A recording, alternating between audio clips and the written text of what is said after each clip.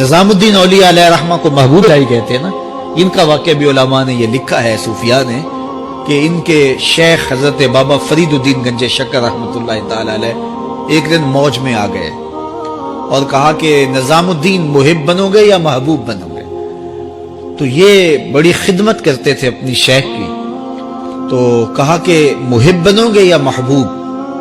تو کہا حضرت اگر اجازت ہو تو اپنی ماں کو نہ پوچھاؤں.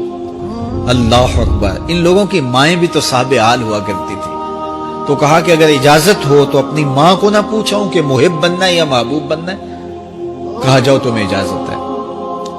تو گھر کی طرف روانہ ہوئے. ایک آدھ دن کا سفر کیا. راستے میں ایک فقیر تھا مجذوب، جو راستے میں بیٹھا تھا، حالت اس کی عجیب سی تھی. تو یہ سلام کر کے گزرنے لگے تو وہ مسکرا کے بولا محب بنو گے یا محبوب؟ تو حیرت زدہ ہو گئے کہ اسے کیسے پتا چل گیا، یہ تو میرے شیخ کا اور میرا راز ہے. تو رک گئے. کہا کہ حضرت اگر آپ بتا دیں تو بہت اچھا ہو. کہا نہیں ماں سے پوچھو، جو وہ بتائے گی وہی بن جانا، اور اگر ماں نے نہ بتایا تو کل آ جانا، اسی وقت یہاں ملاقات ہوگی، پھر میں بتا دوں گا. خیر چلے.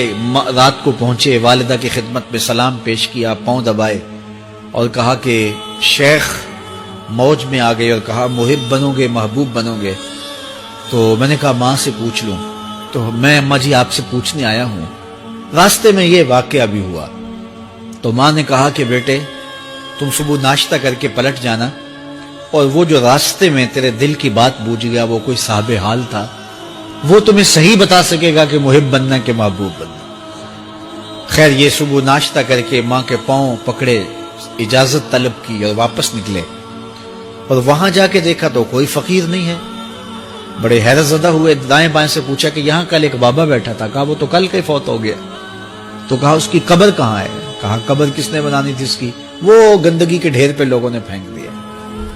دل میں بڑے حیرت زدہ ہوئے. اتنا با کمال تھا، لیکن اپنی حالت یہ. خیر وہاں چلے گئے اور جا کے کھڑے ہو کے پوچھنے لگے بندہ خدا دل کی باتیں بوجھتا تھا، اور میرے ساتھ وعدہ کیا تھا کہ اگر ماں نے نہ بتایا تو کل آنا، اور اپنا پتہ ہی نہیں تھا کہ کیا ہونے والا ہے. یہ بات کہی تو بابا اٹھ کے بیٹھ گیا. عرش فرش تے بانگا ملیاں تے مکے پہ گیا شور، بلے شاہ سا مرنا ناہی تے گور پیا کوئی ہور.